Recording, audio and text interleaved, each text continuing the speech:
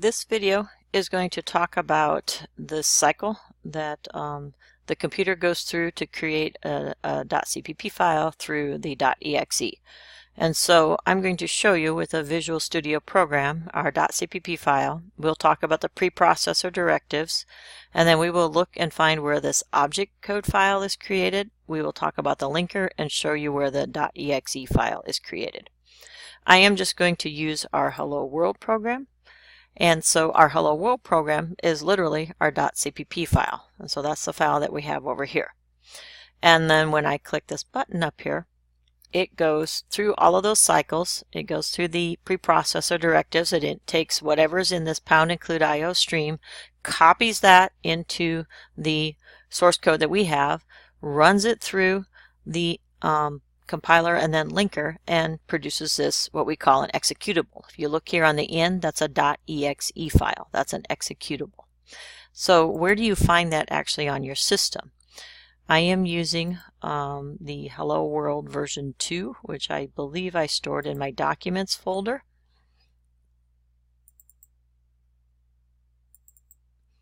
And when I go to find that code, we're going to take a look at these extensions on the ends of these files and try to find the correct extensions that will match our .obj. So if I look inside this project file, I can see my source code. That's my .cpp file.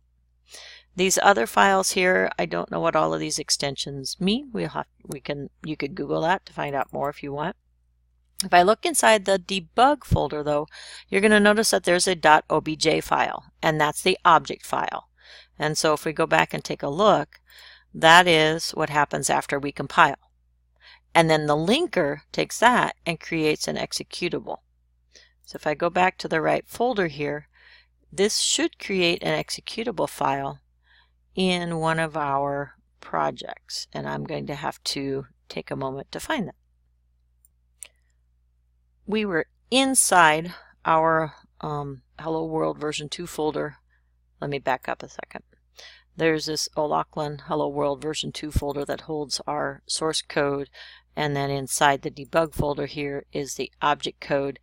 If I go back 2 levels, there's another debug folder just inside my first project folder, and that has an executable. If I copy that link and I move it to the desktop, let's see if I can do this.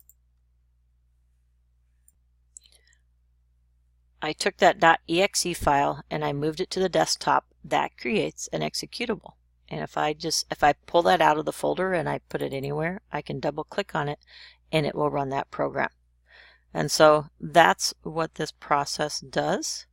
Going back to our slide, when it takes the source code, adds more source code to it with the preprocessor directives, creates an object file, then links it. Now, one interesting thing that I discovered when I was making one of the videos is if I go back and I was looking at how to get the system pause to work, we used to be able to do what was called a Control F5, and I didn't have to use system pause.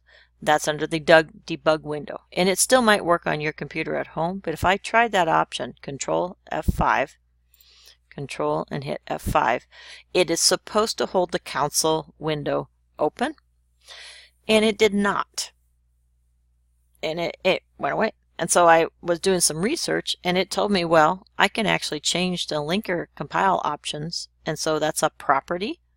And you don't need to know how to do any of this for our class. I'm just showing you an example of the fact that you could actually go in and set the linker, and you could set it here to be a console subsystem, etc. And I could apply that. So then that's actually when and then I could just click on the green arrow. And remember, the window did not stay open a minute ago, but now when we execute this, the window should stay open.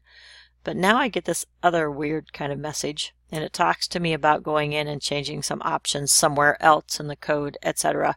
And I actually went and I did this. I went to Tools, Options, Debugging, and I chose Automatically Close. But what that did was it closed the window, which is what I was trying to prevent.